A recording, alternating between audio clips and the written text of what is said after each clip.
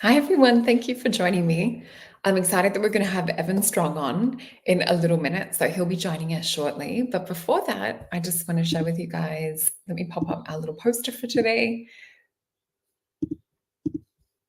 So, ET contacts timeline with Evan Strong. So, we're going to be talking to him soon and we're going to be going over some really important contact that he's had.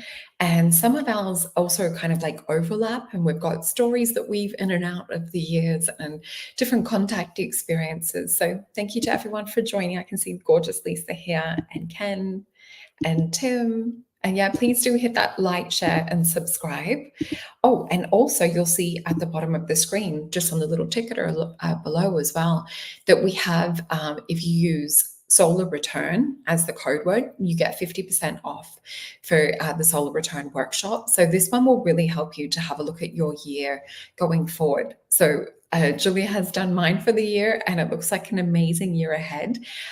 If I am in Australia for my birthday, which is next month, it looks to be a wonderful year and one where I'm more focused on teaching and community and really kind of, I guess, expanding my platform and the content and everything that I'm bringing to you guys. So yeah, definitely highly recommend this. And she has had a few shows lately where she's talked about, and I printed them out, they're over the other side of the room, but there's free bonuses to download if you guys go in and put your email in.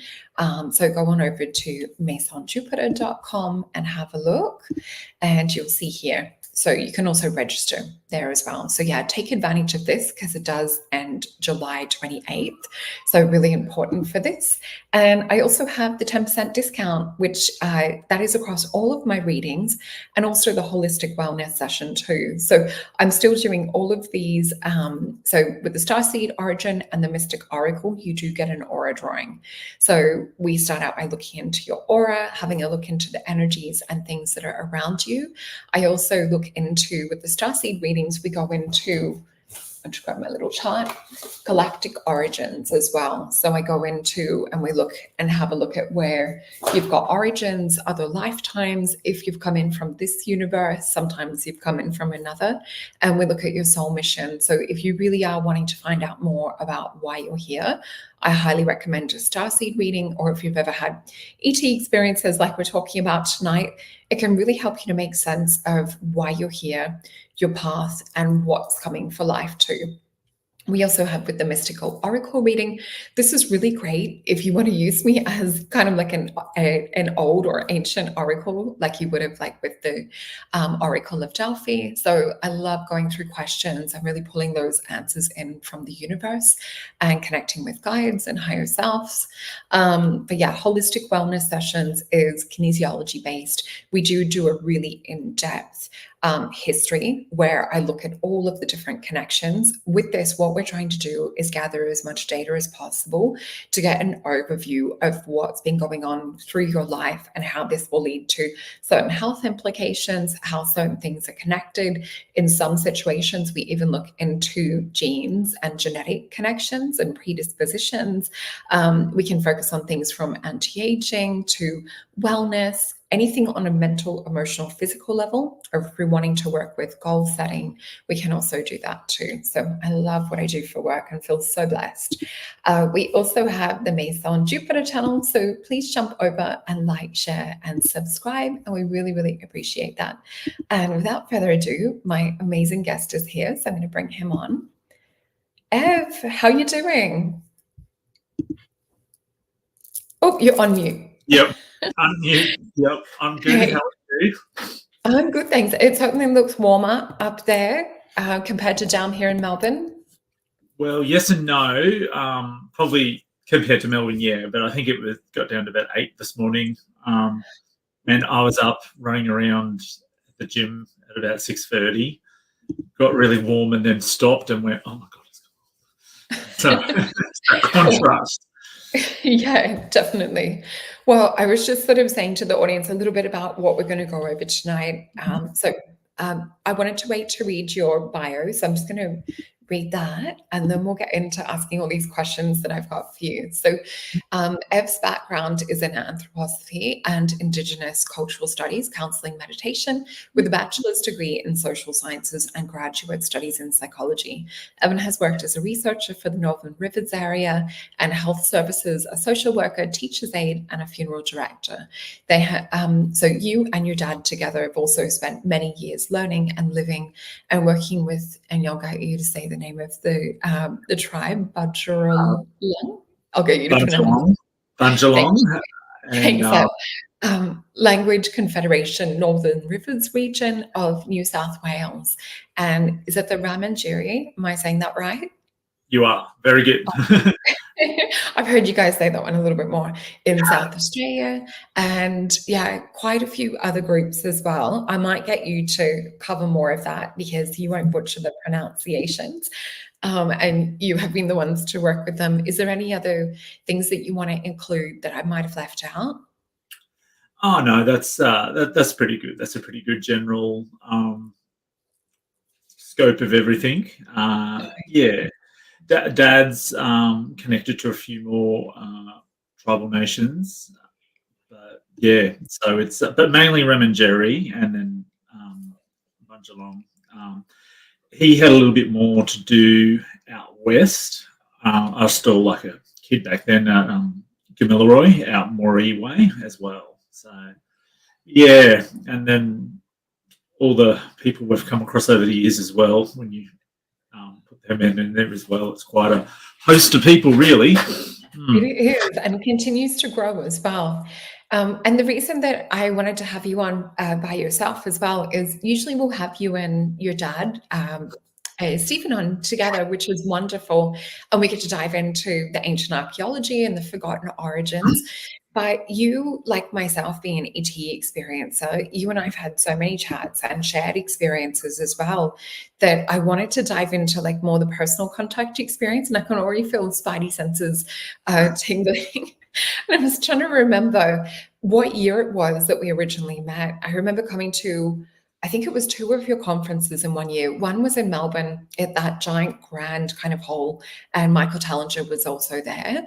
But I think it was maybe perhaps the one after I went with another friend to the veggie bar, and we all ended up having lunch together with you guys at the table, and you and I were starting to get to know each other and really connected over food as well as we do.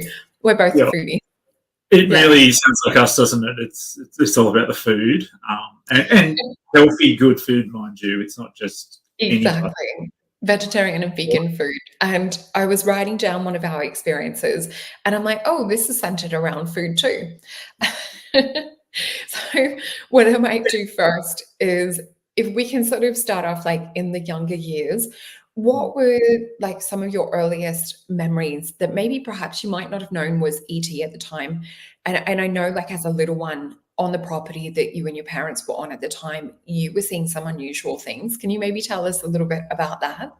Yes. So that was at a place called Bishop's Creek, which was kind of 3/4 the way towards Nimbin from Lismore. So that's the Northern Rivers area. A few people would probably be familiar with the name Nimbin. But failing that, Byron Bay and the hinterland of Byron Bay, just about everybody knows about Byron Bay. That's where all the celebrities live now. Most of them, Mark Wahlberg, Chris Hemsworth, they're all floating around here now. Can't blame them. It is nice, as you know. So, well, I'm hoping to one day be up there too. So that's how beautiful it is. It's literally, and especially Crystal Castle is one of the prettiest places I've ever been in the world, which is just close to like near where you live, more Mullumbimby. Yeah. So that's about half an hour away. But this particular place that I grew up on, unbeknownst to us at the time, and it was down the end of this. It was like a mini caldera that came out of the Mount Warning caldera. So you had to drive in through this canyon into this bowl of a valley, and everyone was dotted around in there. So it felt quite isolated in that sense. But what we didn't know was that it was our house that we moved into was built on top of an initiation site of men of high degree. So that's not just your average little initiation becoming a boy into a man. That's when you start, becoming Gandalf, basically, for lack of a better word. Having all those kind of metaphysical skills and prowess and all that stuff. That's when you start to learn all of that stuff. So our house was on top of where they used to do that. So things happened. So my earliest few memories, and I'll get to a shared experience that you and me have both had, and I haven't yet to find anyone else that's had that experience. But yeah, I'll build up into that. So probably my earliest memories, and I didn't even think it was unusual. I'd be playing by myself and there'd be voices in my head. And then at the time, that was normal, and it was only when I was a teenager years later I went, oh, that's not normal. There's something wrong with me. How old do you think you were at the time? 4, 5, 6, that kind of, and they were fully conversing with me, whatever. But my earliest memory would be going to the bathroom, looking at the window, and there'd be figures, like original Aboriginal, but we say original figures, but traditional looking, picking cherry guavas out of the orchard, and I'd just wave at them, they'd wave back. I'm like, yeah, I like the cherry guavas, fair enough. And it was only years later I'm like, well, that's actually a bit strange because, especially on the East Coast, you wouldn't really expect people traditionally to be, dressed that way, not wearing a lot of clothes and have little bark Coolmans and things like that. And it was only later I went, oh, well, actually, were they spirits? Were they real? Well, not real, but were they of the 3D? Who knows? Yeah. And they were there a lot. And, I remember telling Mum and Dad about that. And they went, oh, okay. They weren't the ones that tell me, oh, no, well, you imagined it. That wasn't real. So that was one of the earliest ones. And it was funny, as a kid, you don't really, when it happens enough, it's normal. It's only when, you go to school and you kind of talk about that stuff and people just go, that's not normal, is it? Really? I thought it was. It's our normal. Yeah, it is, right? Yeah.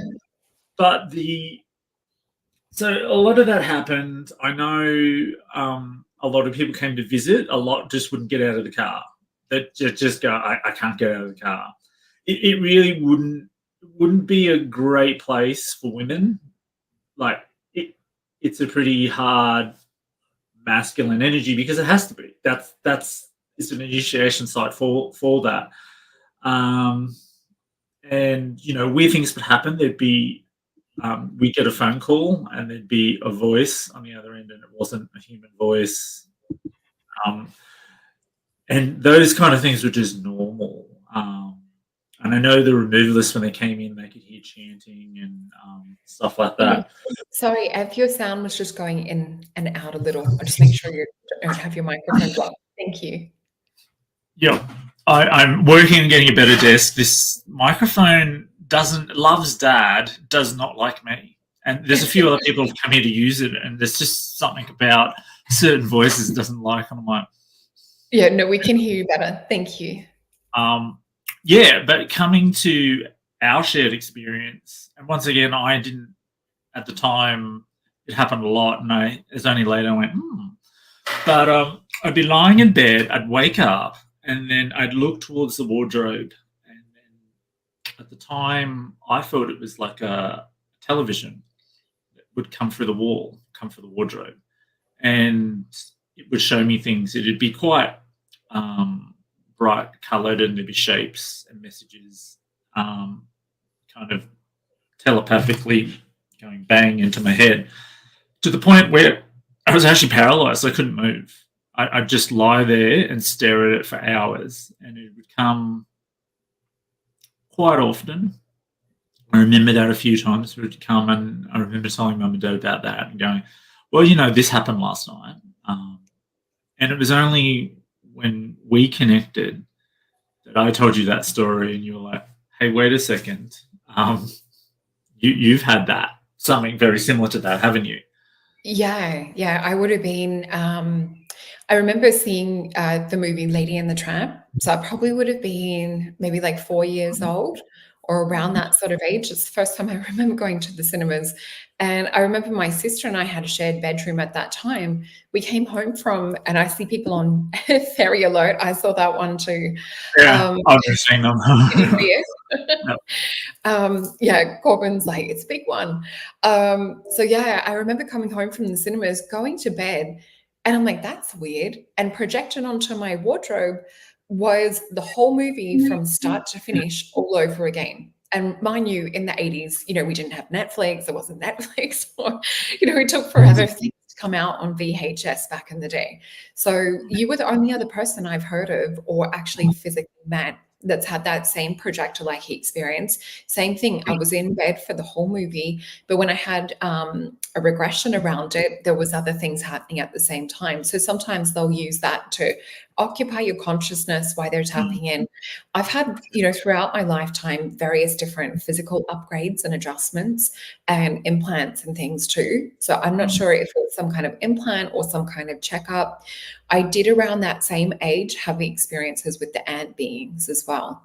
And waking up or being in bed with them looking over the top of me, and then have the photo of one with my grandfather as well, who has a Navajo background. So, in the Native American side of things, they talk about the ant beings. So there's some kind of interconnected ET thing that's happening with experiences. And I think the best way to describe mine and your parallel connection and that feeling of just instant connection and friendship when I met you as well, and just like, yeah, feeling so at home with you.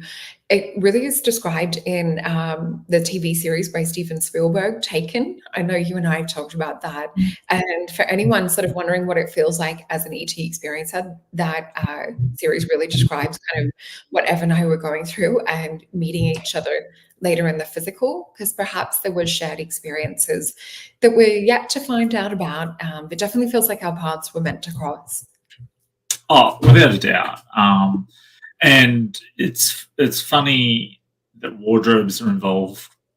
And I remember reading Lion, Witch, and Wardrobe, and going, "Oh yeah, wardrobes are, they're looks like they could be all sorts of things, portals and some sort of conduit between realms." Isn't that funny? That wardrobes can do that. Even my sister, who's not an experiencer, like when we were kids, we would both talk about things coming through the wardrobe. And this was before the days of us knowing about, the Lion, the Witch, and the Wardrobe, or Narnia. So it was some kind of interdimensional thing. This was a different wardrobe, mind you. This was another one outside of our bedroom, an old antique one where things would come through. Yeah, it's strange, isn't it? Though there's a few things like wardrobe experiences. Oh, the other thing that I wrote down too was, remember that night we had the degustation dinner? You took me out in Byron, and it was like the most amazing fun night because being foodies, we went, I think it was from Mexican, or did we start off maybe in Middle Eastern, falafels and hummus and olives? And yeah. Do you want to maybe talk about 4 courses? Yeah. It was incredible. But and we were being watched that night as well. Yeah, when you were dropping me back at my friend's place at Ocean Shores, do you want to talk about like just sitting in the car and that sense of being watched? And we'd been watched for a fairly long time as well. Like it had gone on for at least an hour or so. Yeah. And we kind of got a gist of where they may have been watching from as well. And it was funny, we were just talking, and then all of a sudden we're just like, yeah, we've been watched. and there's almost, not sounding egotistical, like they're hanging on every word almost to an extent. Or whether it was just, I don't know. It definitely an experience, that's for sure. And then I then, when I was a teenager, started having experiences with the Greys.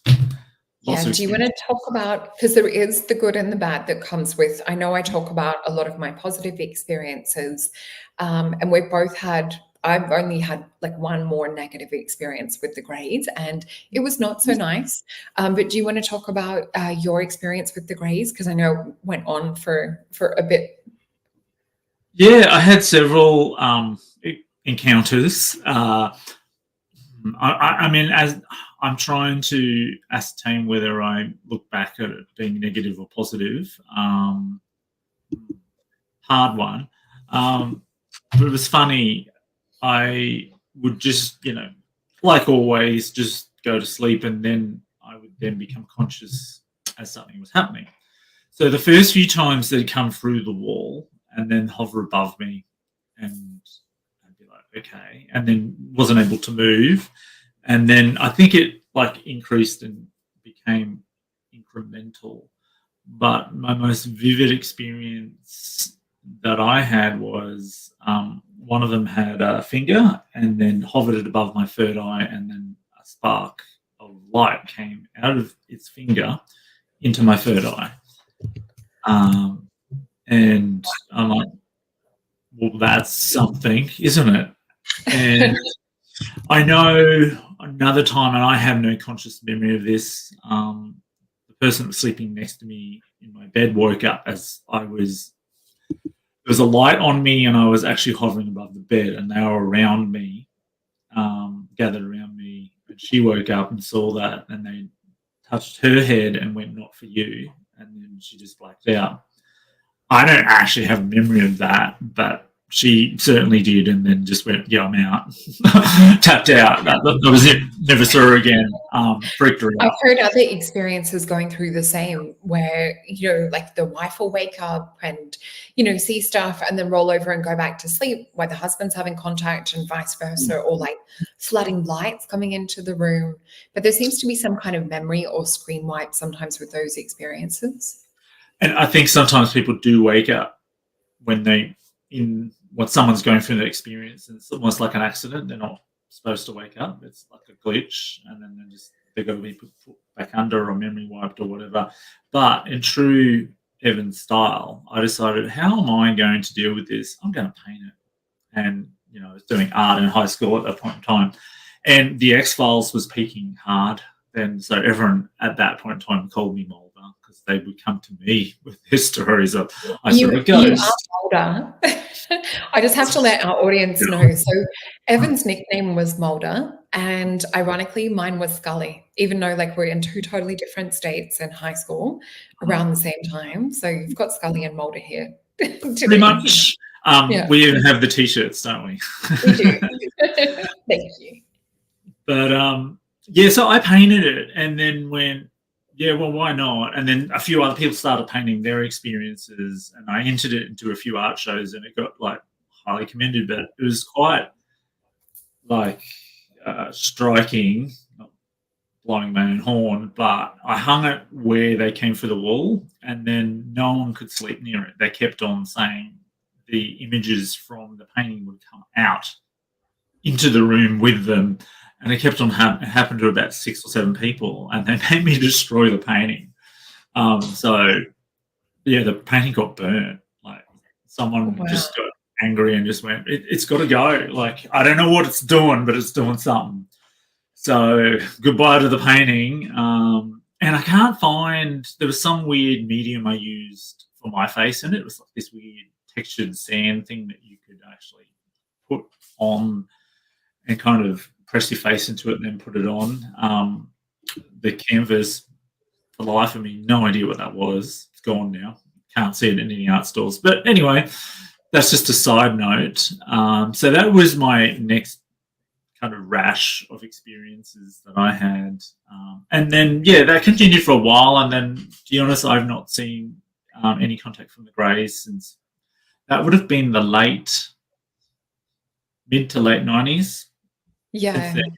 No contact. And it's interesting because mine was early 2000s, and the experience I was having, I was in college at the time, and there was 2 Greys involved. And what it was, sometimes they can hook into your frequency. and they can manipulate and they can send messages to your mind. And especially being sensitive and also working as a psychic and, having mediumship abilities and things, I was able to differentiate that from a guide. It did not have a positive feel, and they would try and like manipulate or constantly bombard thought cycles and processes. So I just wanted to put out to the audience, if you're having any experiences like this, you are a sovereign being of light. They have no jurisdiction or permission to be hijacking or to be broadcasting things. So if you picture into or tune into your body, check in for your frequency, close your eyes, and put your frequency about 2 octaves above. So whether you're changing the shape or color of your frequency, sometimes you can use a flower or whatever, as long as you're kind of almost like rerouting your Wi-Fi, is kind of how it feels energetically, they can unlock. And it's funny because they're like this psychically looking. So these things do hook into your frequency. So yeah, change your frequency if you're having anything. Use a VPN, change your IP address around. Yeah, that's the word I usually use. Yeah, change your IP address. And that's what it's like. But yeah, thank God none of that happens. And I've heard a lot less experiences with greys since around that time. So I'm not sure whether I heard people say that they got taken out. And then I know with CERN, I saw a few of them come back in only a couple of years ago to do with clients having experiences with them again, but they were gone for, long time. Maybe almost 2 decades, kind of. Yeah. I had one friend that kept on having experiences with them up until like well past the 90s into the mid noughties, and he kept on waking up in the craft and trying to wake everyone else up and trying to get them kind of awake and away from them, and he kept on it didn't work, and then he would wake up black out and then wake up in the paddock, physically outside of his bedroom, hundreds of meters away. He'd just be lying in the wet grass and the dew of the morning. Like, how did it get here?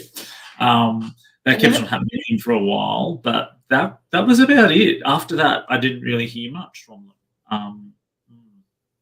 And it's strange when you're left with physical marks and things. I can see Corbin saying here about, I cannot begin to express how much fear the X-Files put into me as a child, still overcoming it. And Ev, you know that I was scared of even just the music, because I watched the first episode where Scully has the little snake bite marks on her hip, and I used to actually get them as an experiencer with ET contact, because some of them will be taking samples, there will be hybrid programs. So sometimes, when you're having a bit of fear around that, it's because you're actually living it in reality. With the physical thing of like waking up in the fields and that, like you were talking about, another thing I wanted to ask you about, I can't remember if I've asked you this, but I remember being, gosh, it must have been before I was 30, it would have been late 20s, waking up like with clothes off. Or I've woken up also with my pajamas put on backwards. Have you had strange things like that? I've woken up and had my pajamas just ripped open and torn, like physically as I'm lying in the bed. I still got covers on me. I'm like, well, I'm not ripping them. So, that's happened. And I'm like, that happened to 2 sets back then. So that's the weirdest version of something like that I've had.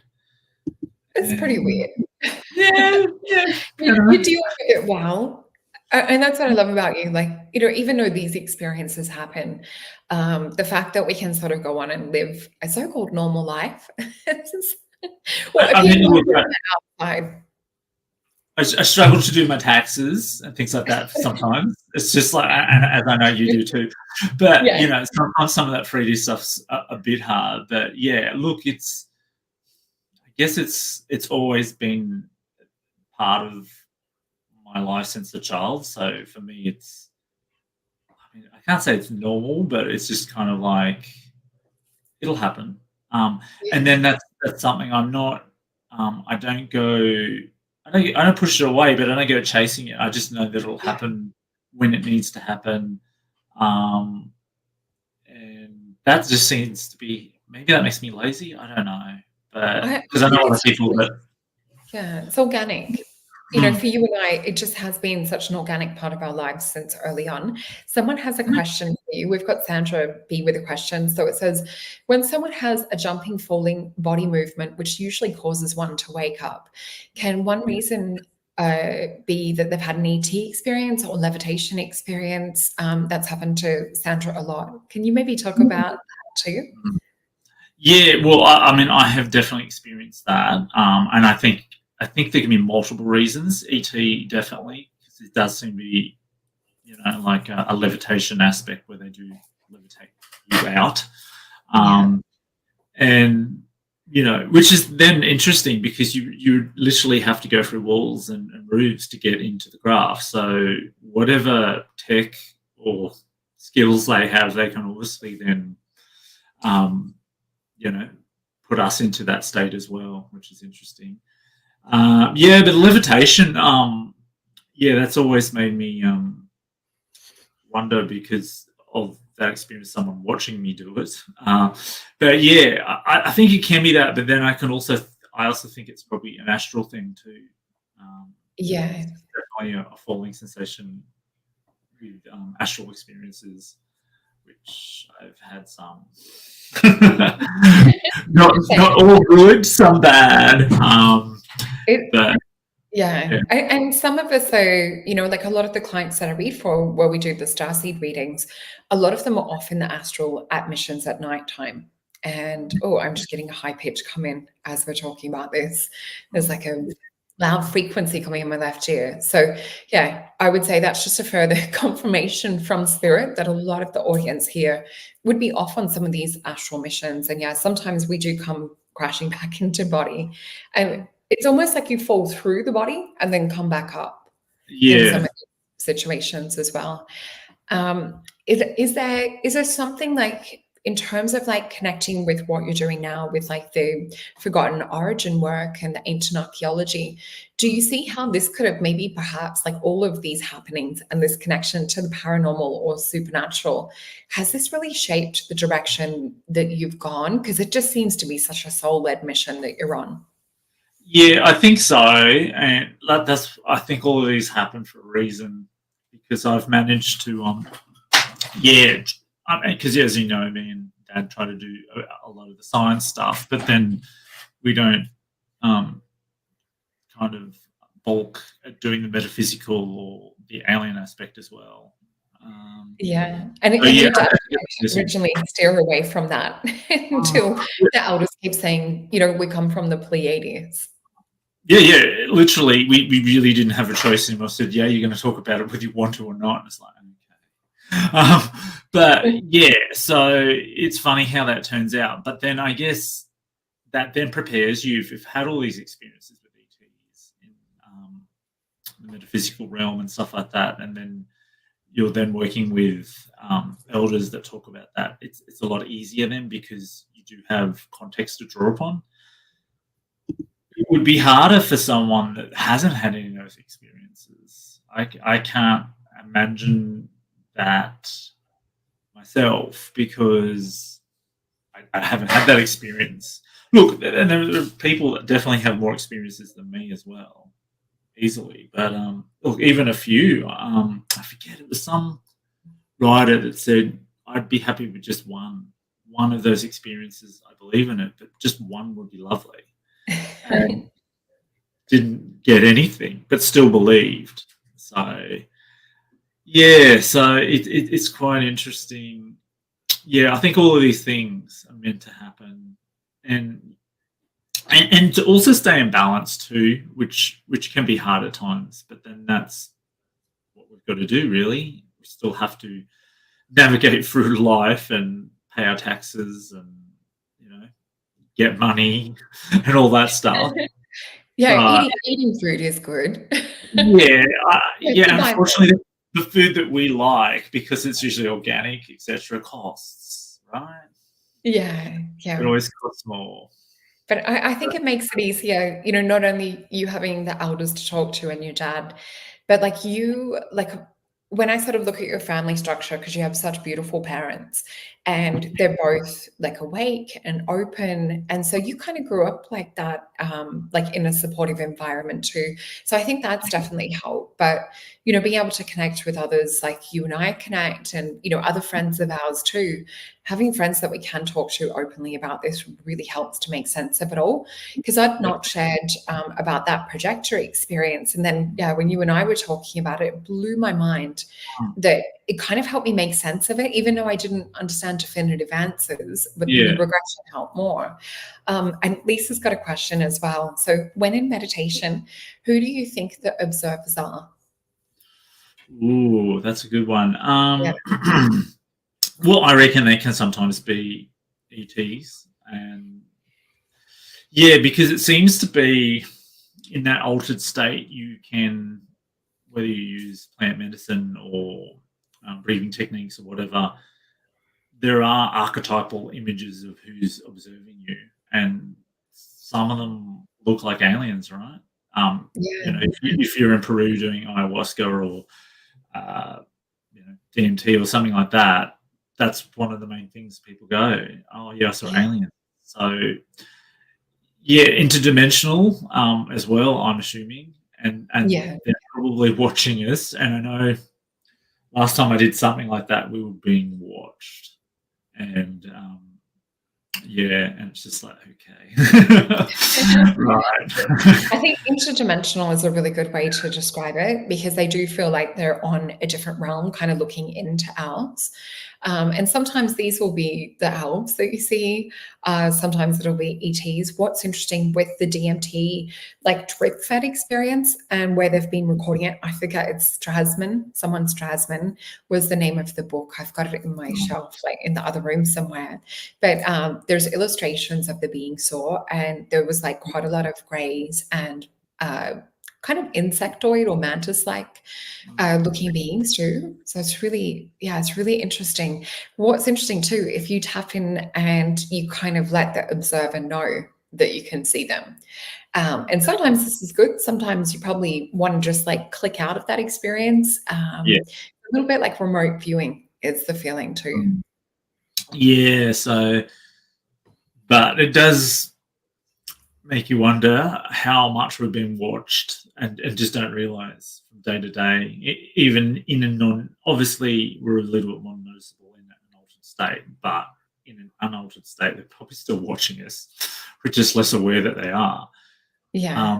But I know even in my forest out the back, I used to go sit by the creek, and I had to stop doing it because I felt watched all the time. And I then realized later it was definitely Yowies around that time because other people were seeing them. But yeah, it's just like, oh, it's just down here chilling. And it's just like, yeah, I'm being watched. Oh my. And that's the weird thing too. Like both you and I have had our Yowie experiences Mm. or Bigfoot experiences, and yeah, they definitely watch. Some of them have like a sonar type thing that they can emit. Like if you're encroaching on their territory and they're not too happy about it, they are more kind of like holographic in the way that they project thoughts and consciousness or can show you different things. What would be your favorite experience that you've had, or like the one that stands out the most? With the Yowies or just in Or general? just like in general, because I know Oh, you've had ghost paranormal experiences too. mm, that's a hard one. Okay. Ghost wise, it was a little boy that I woke up and was hovering next to me, and I went to try to hold his hand. And obviously, my hand went through his hand, and then he turned and smiled and disappeared. That was quite sweet. Okay, probably the funniest one, and it wasn't funny at the time, funny afterwards. So, years ago, I agreed to drive a friend home. It was just 10 minutes down the road. She was tired. It's that time of night. And I thought, well, I'll drop her home, then I'll go back, hang out a little bit more, and eventually I'll drive home. Went over a causeway, dropped her home fine, went back over the causeway. The car then, that wave that you've got to keep in front of the car, washed over, and I got all this water into the engine bay and then flooded to the bank. and kind of went, the car won't start. Not really realizing at the time, pop the bonnet and just give it an hour to dry out and you'll be fine. I just panicked and went, well, it's a 5-minute drive. I'll just run up to my friend's place at 1 a.m. Why not? They know about cars. They'll be able to help me. So I'm running, and then I'm like, yes, okay. So I'm about halfway there, and I'm like, it's a lot longer than I thought it was. I've been running for about half an hour. And is this sort of out in the middle of nowhere? Because you It live quite is. remote. Yeah. Yeah. So little country lanes where you could squeeze 2 cars by, but someone's going to have to get one wheel on the edge of the road to pass each other. And a lot of rainforesty type one, or is this more like the hills side? A lot of the creek kind of valleys were rainforesty, because I've gone back and looked at the Google Earth at it, and I'm like, oh yeah, there's actually a bit more bush than I thought. And then you've got your little acreages here and there. So, and this rustling in the bush, and I'm like, well, it could be anything. It could be, a wallaby, or maybe some sort of nocturnal animal, bandicoot. And then it just got louder and louder, and I'm like, okay. And it seems to be following me, and I'm like, this is interesting. What's going on here? Well, I'm just going to keep running, and maybe I'll run a little bit faster, because this thing's been following me for a good 10 minutes now. And I'm like, okay. And then I look over, and I'm like, let's actually go have a look. And there were these little people that were maybe about that big. Wow. Translucent, but obviously still physical enough to make the rustling. And then I'm kind of like, and then I'm a little bit frightened. And the more frightened and the faster I ran, the more excited they got. So they made more, very cheeky, more noise, and then they started throwing things at me. And sometimes with these sorts of things, the ones that are more mischievous, like back where I grew up, which is not far from here, I remember stumbling with a friend walking, and we caught a meeting that was happening between like the elementals, or kind of more, it was not so much like the fairies, it was more like the earthier groups of the elementals, so kind of more like trolls or gnomes type feel to it. And I remember like we didn't intend or like realize it was like by accident that we stumbled across them. This friend was not a believer in any of this supernatural stuff, and he was freaked out. We pretty much ran back to my house at the time, and had to kind of like psychically apologize, and like, we didn't mean to stumble upon it, we mean no harm, we mean nothing but respect, and we never will do it again. So I don't think I've ever walked 2 streets behind like where my parents live, even to this day, for not wanting to intrude on a meeting that might be happening. But some of them, they can be a bit pestering. Yeah, because I've walked through some of that reserve behind their place. Yeah, there's enough bush and for them to be doing that. And they started to laugh, these little cheeky things, and then chased me all the way to my friend's place. And they were literally throwing what I thought was spears, but I think it was just sticks at me. And they were never going to hurt me, like they were little twigs. But still, there's twigs being thrown at you out of the bush. And I burst in there, collapsed into my friend's place, and went, there were little men chasing me, panting. They're chasing me, my car won't work, help. And then someone stood up, pointed, and went, I told you they were real, because he'd seen them 2 weeks before me when he was in the bush, and no one believed him. And then, of course, we went. Yeah. Oh, sorry. No, I was just going to say, and we went back to my car, started straight away, and that was the end of the night. But, in retrospect, that's actually quite a funny story. But at the time, I actually wasn't scared, to be honest. Yeah, I imagine it would have been quite freaky at the time, just with my experience too. It was, and like now I can laugh about it. But yeah, it makes you think of other cultures like Ireland and that way, and Iceland, where the whole sort of population or culture has whether they've got experiences or stories or grandparents' stories. We did have a question that was from Ken, and he was talking about that there was a green orb and just asking about different colors. I know here in Australia, I just wanted to make sure because there's a few people intrigued. So with this, we have over here, like in Melbourne, green orbs, blue and red tend to be kind of like those smaller orbs about this big that hang out in the forest. When I've been in the States, have you seen the same like where you live as well with the orbs? Yeah, the one I saw that I captured on film in a cave, that it was like that kind of, yeah, like greeny kind of color with a little bit of blue in it, and that's the Yeah. one I've got photos of. So, and that came Did out you, of the cave. did you get a feel with that one if it was maybe like an elemental or a spirit? What was your feel with it? Yeah, it may have been like a guardian spirit for that cave, but there was also an owl that lived in it that flew out, and Wow. left their feather, and then dobbed on us to Kano thousands of kilometres later because we hadn't smoked ourselves that time. Yeah. Because And our elder was sick. you mean like sage, but was called Well, smoking in yeah, original yeah, culture. we would use Yeah. eucalyptus leaves or whatever, but we didn't do it because our elder was sick, and couldn't Yeah. do it. And at that point in time, we didn't realise we could do it ourselves.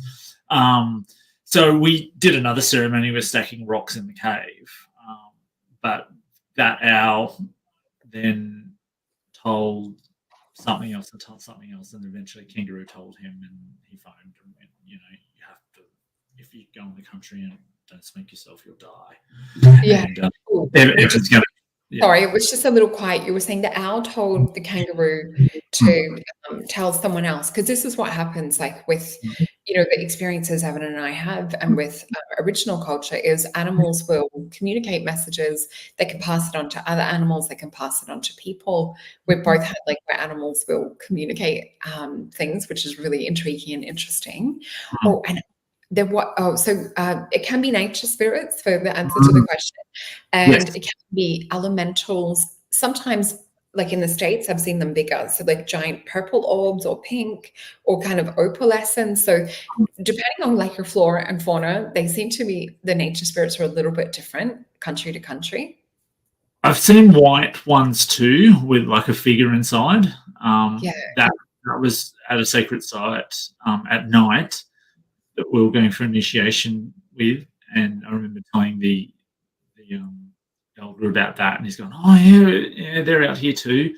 Yeah. But it was quite like a white, and it was almost like there was a fairy inside the orb, kind Yeah, of.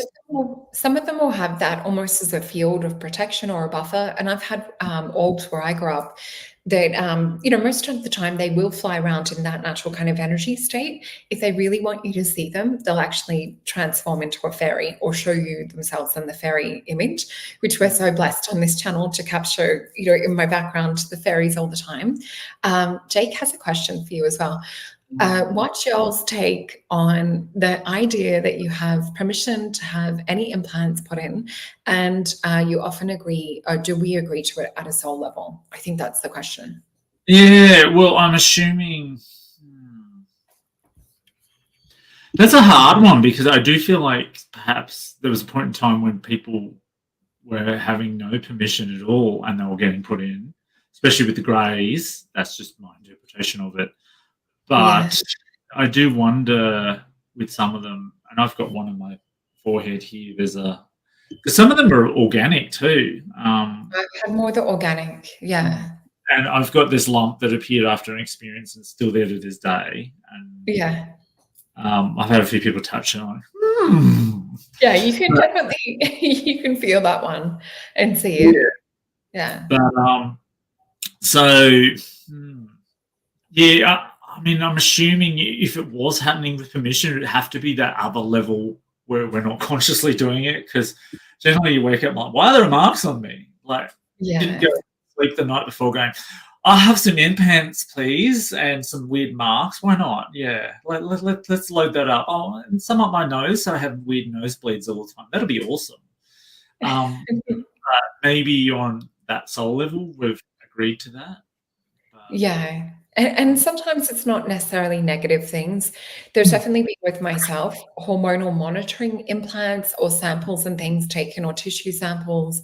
There gets into the stranger. I don't know if I'll probably talk about this at some point, but like hybrid pregnancies and all sorts of strange things can happen, and experiences with like, two experiences. Yeah, and where you see other experiences, on board craft and things, but there is definitely strange things with some of the implants that are more organic. And I've woken up to augmentations as well, where they've actually been adjusting vision and helping to kind of like adapt or have like extrasensory perception. But yeah, it's cool when they show up on X-ray. I had a giant 3 to 4 centimeter polyp disc, which looked like a little UFO chip that was sitting here. So it wasn't really a polyp. They said, oh, it could be. But like for me, with the experiences, they were definitely up at the time that this thing appeared. I couldn't even feel it. It was just by mistake that I had a dental x-ray, and they're like, oh, there's something sitting in here. You might want to go check it out. And had it checked 6 days later, but I used a special electrical device I've got, which can help to clear anything. So when I had the MRI 6 days later, it was totally vanished. Wow. Yeah. Yeah. So, and then I've always wondered, like, maybe it's meant to be there. Maybe they were doing something. Maybe it's a healing thing. It's a really hard one to answer because I prefer it. I prefer to have them and the augmentations and wake up with heightened senses and gifts and abilities. If it's for my best and highest good. yeah. Yeah. 'Cause I know, yeah, and it probably does vary person to person, and depending who you've had encounters with and what might be going wrong in your body that they may be fixing, or Yeah. whether they're just keeping tabs on you. And because it does seem to be the whole universe is watching us, where we are reality television, from what I've been told. Like, people are putting bets on us. Like, yeah, will they ascend? Oh no, they've done this now. Like, it's like a soap opera. I'm making fun of it, but I mean, And there's a show, what was that called, Ab? Is it the Humans of Earth or something of Earth? Where they had like the ETs and they had like abduction groups, and there would be, I think, like an elvish looking Pleiadian that was like in the abduction group that falls in love with a human, and that was a cute one. Do you remember what that was called? oh yeah, I don't remember the name, but I know what you're talking about. It was a cool one. Yeah, Yeah, so something of I do Earth. I do think a bit of that's going on as well. Yeah, because I used to have nosebleeds all the time, and I haven't had one in years. So I do think I definitely had some in my nose, or whatever. Yeah, but it's one of those things where, and then even if I had one, oh, do you want it removed? I'd be almost reluctant to, because maybe it's meant to be there. Yeah, and I think that's what I discovered after I dissolved that one in here too, that, I should have probably looked at, I think at the time it freaked me out because we learn more about who we are and we learn more about ET contact as we grow. And, now that we have the internet and things too, it's a bigger database, and also being connected with other people having similar experiences. So I think I would leave one if I had it. I'm just making sure that I've got, because I know we don't have long left. And you've had near-death experiences as well. We could do a whole nother show, like just on your near-death experiences, because you've Okay. had a few. I've had a few. I like collecting things. Apparently, near-death experiences is one of them. So yeah, I've had several. So one was in the astral realm, and I was told to not turn and look. And of course, I did, because that's me. There's that overwhelming urge, like, I want to see what I'm not supposed to see. And turned and looked and saw this translucent mass of different forms, faces. Some were human, some were animal, some were anything I'd ever seen before. and it was this translucent mass, and there was a clap of thunder, and then I fell. I had that falling feeling back into my body. And I think the next night, same thing happened. All those figures that told me to not turn around would gather around me and went, "You will now pay." And then I felt that connection to my body being severed. And at that exact moment, my mother had gone to the bathroom and then looked in on my room, and there was a blinding white light coming out of it. She just went, "Oh," turned the light switch on and off, and then went, "No, that's not a light switch. I'm out." And then went into a room and shut the door and went, "I can't deal with that." Used to me and Dad having weird experiences. Which So is then you were in like that was sort of like a little bit more normal or accepted in your family, because it can be hard. Like when we grow up in a family, like I'm calling my parents into my room to come and see things and they can't see them, or they come in and the stuff's gone, and it's like you end up staying awake till ridiculous hours, just keeping an eye on whatever's going on. Oh, can you also talk quickly before we finish too, around like waking up in surgery? Because I know a lot of experiences have strange things like this happen, or like horrific changing events. So with that, and to finish that astral realm, I had several health practitioners look at me and go, "Yeah, you've died." And I woke up screaming in pain for the next 6 months, and it lingered. So that wasn't a pleasant experience, but I worked out later on I'd actually viewed a shape-shifting spirit, and in traditional society you'd be killed for looking at one. So I did actually die, and remember going to my anthropology professor, who happened to be an elder as well, and he confirmed all of that and went, "Yeah, you're lucky to be alive." But going back to the surgery, I was much younger, and I woke up during the surgery and they were cutting into me and just started screaming, and I punched a nurse in the face. And I saw her like tape over her nose. What's that? It was very lucky that you could move, because I hear like somewhere people are paralyzed and they're saying it in their head, but they can't get the words out. Yeah, so then I kind of blacked out and woke up and then said, "Oh, this happened." And of course they're just like, "We won't talk about that." But it happened a lot back then. They got the maths wrong with the ratio with anesthetic, and it happened a lot. A lot of people woke up paralyzed and were operated on, and I was lucky enough to wake up fully and start screaming at everyone. Yeah, so, but looking back, even that was meant to happen, because that was an initiation that you could experience in they have initiations in Aboriginal culture and African culture and some other places where they do scarring or cutting. So not a nice one to go through. I want to make sure to share some of your things as well. And I just want to read. So Jody said, "I wonder if we're now getting healing during dreams on ships. I've seen myself getting healing during dreams from doctors in higher realms." That definitely is. And sometimes you wake up to where they're standing next to your bed.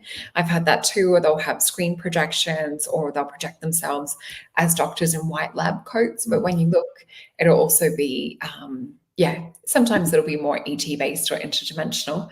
So let me just pop. That's so sweet. Debs is sending you love for you. And I'm sure a lot of our community is.